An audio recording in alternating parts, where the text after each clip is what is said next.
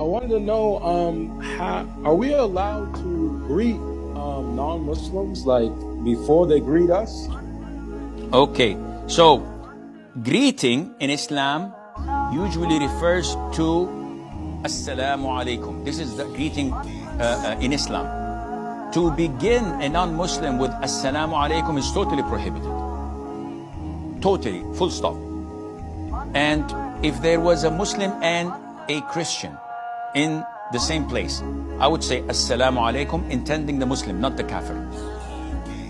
But greeting in other forms, so I go to the company, my company, I go to the office and I see my subordinate, my colleague, my supervisor, and I say, hey, good morning, what's cooking? Good looking?